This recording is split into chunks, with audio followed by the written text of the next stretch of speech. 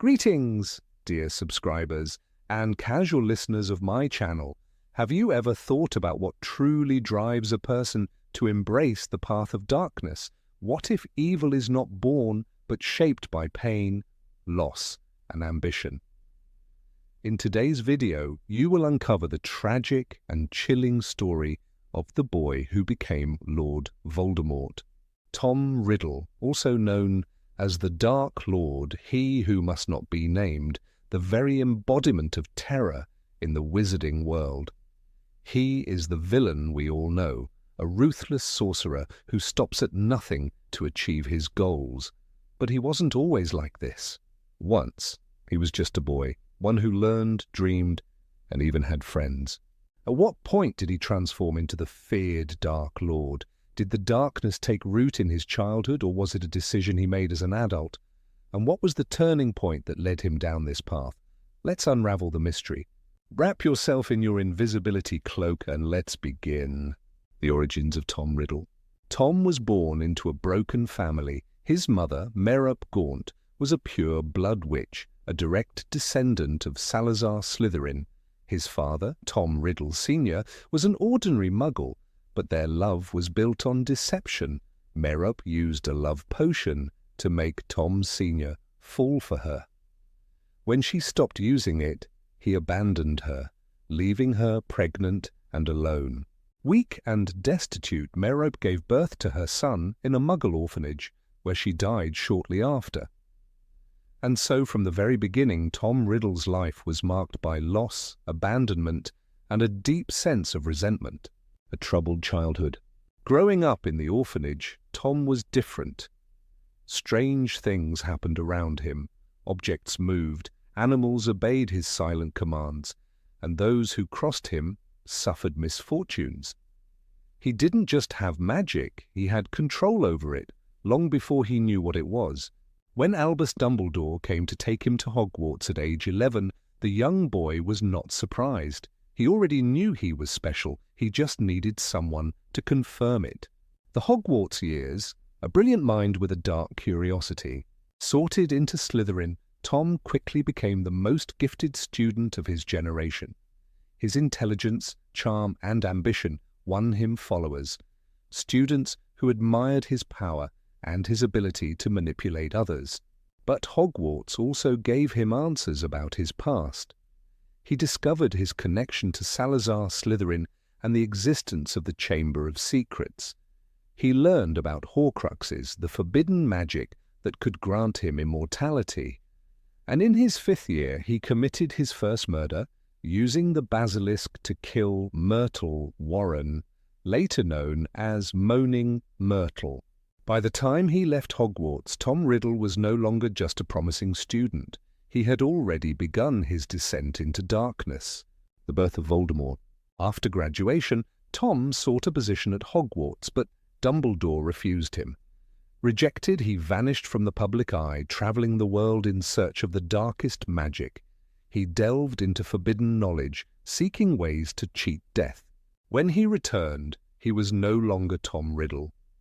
He had transformed, body, mind, and soul, into Lord Voldemort. He gathered followers, the Death Eaters, and unleashed terror upon the wizarding world. The war had begun. What truly drove him to evil? Was Voldemort born a monster, or was he made into one? A combination of factors shaped his descent into darkness. Orphanhood and abandonment. He was never loved, never wanted. The pain of rejection festered within him. Pride and lineage. Learning he was the heir of Slytherin fueled his superiority complex. Unmatched ambition. He didn't just want power, he wanted to be the greatest sorcerer who ever lived. Resentment and rage. He despised his muggle father for abandoning him and his mother for being weak. These forces twisted him into the Dark Lord we know. But the question remains, was there ever a moment when he could have chosen differently? Or was his fate sealed from the very start? Tom Riddle's transformation into Lord Voldemort was not a single event, but a series of choices, each darker than the last. With every step, he distanced himself from his humanity until there was nothing left but ambition, hatred, and an insatiable thirst for power. After leaving Hogwarts, Tom sought out dark wizards, learning forbidden magic that even the most fearless sorcerers dared not explore. He disappeared from the wizarding world for years, traveling to remote places where magic was practiced in its purest, most dangerous forms. He did not seek knowledge for the sake of learning. He sought it for control. The boy who had once longed for companionship now craved only power. Some say he traveled to Albania, drawn to ancient ruins where dark magic lingered. He experimented, he practiced, he killed. Every death, every spell carved away another piece of his soul, making him colder, emptier, more monstrous. When he finally returned, the handsome young man was gone. His face was pale, his features sharper, his eyes darker. The transformation had begun. He no longer answered to the name Tom Riddle. He had left that weak identity behind. Now he was Voldemort, and his presence alone was enough to inspire fear. His first act upon returning was to seek revenge on his Muggle father.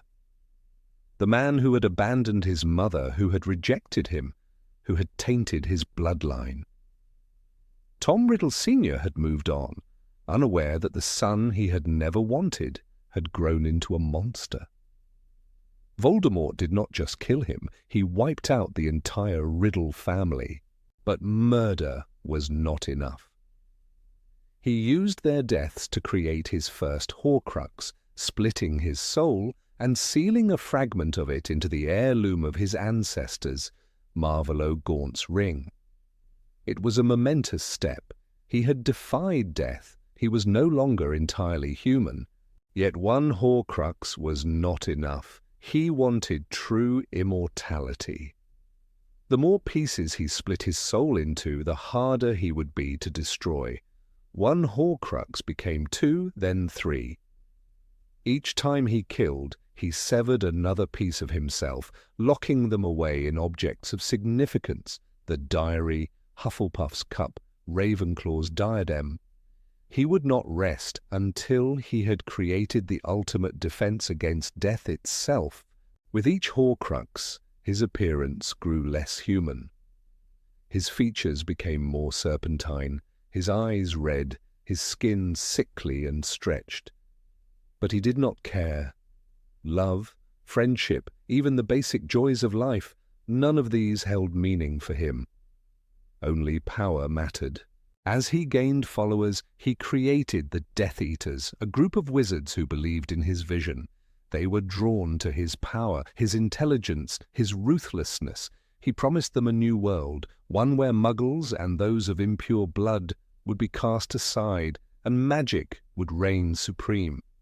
Some followed out of loyalty, others out of fear. But Voldemort had no real friends. He did not trust anyone. Every person was a tool, a means to an end. Even his most loyal followers, Lucius Malfoy, Bellatrix Lestrange, were nothing more than pawns in his grand design. He did not care for them. He did not care for anyone. Yet despite all his power, despite all his preparation, he underestimated one thing: prophecy. It was in his pursuit of total domination that he heard the words that would seal his fate. A child would be born, one with the power to defeat him. A child who could end him. He was not one to take chances. If there was even a possibility of his downfall, he would eliminate it before it became a threat. He sought out the child, a boy named Harry Potter. The night he arrived at Godric's Hollow, he believed it was the end of the prophecy. He would kill the child and secure his rule. He struck down James Potter without hesitation. Lily Potter stood in his way, but he did not care. Her life was meaningless. When she refused to step aside, he killed her too. Then he turned his wand on the baby. A simple spell, a spell he had used countless times before. But this time it failed. The killing curse rebounded. Instead of destroying Harry, it destroyed Voldemort's physical form. His body collapsed, his spirit ripped from it. For the first time he felt fear, true, gut-wrenching fear. He had not planned for this. He had thought himself invincible, but now he was nothing, a shadow, a fragment of existence. His Horcruxes kept him from death, but they did not give him form. He was trapped, drifting between life and death, a ghost without a body, a whisper of the monster he had once been. For years he wandered, hiding in dark places, unable to touch, unable to feel. His name became legend. Parents spoke of him in hushed voices. The wizarding world celebrated his fall, but he was not gone. In the depths of the Albanian forest he clung to life, waiting for an opportunity to return, and when he found one, he seized it with all the desperation of a drowning man grasping for air. Through possession, through manipulation, through dark rituals, he clawed his way back. First as a whisper in the mind of Quirinus Quirrell, then as a malformed entity sustained by unicorn blood, each step brought him closer to regaining his body, his power, his revenge. But no matter how hard he tried, one thing stood in his way. Harry Potter, the boy who lived, the boy who had taken everything from him. It became an obsession. He did not just want to kill him, he wanted to destroy him completely. He wanted to prove that no prophecy, no fate, no force of nature could stand in his way. Yet fate had other plans. Every attempt he made to rise again was met with resistance. The boy, his friends, Dumbledore, the Order of the Phoenix, they all fought against him. Time and time again, they stopped him. But he would not give up. He would never give up. He reclaimed his body through dark magic. He rebuilt his army. He returned stronger than before. And he waged war. The wizarding world fell into chaos. Those who opposed him were hunted down. The ministry crumbled. Hogwarts became a battlefield. He had what he always wanted: domination, fear, power. But power was never enough. Even at his peak, there was something missing, a fear he could never escape: death. The one enemy he could never defeat.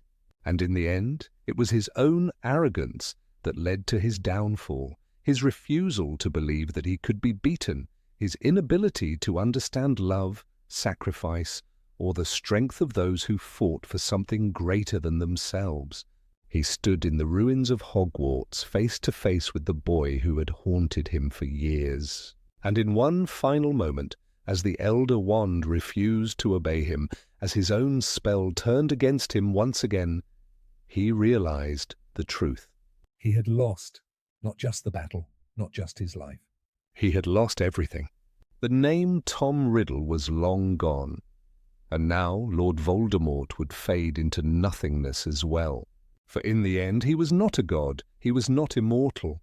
He was just a boy, abandoned long ago, who had chosen the wrong path. And this time there was no coming back.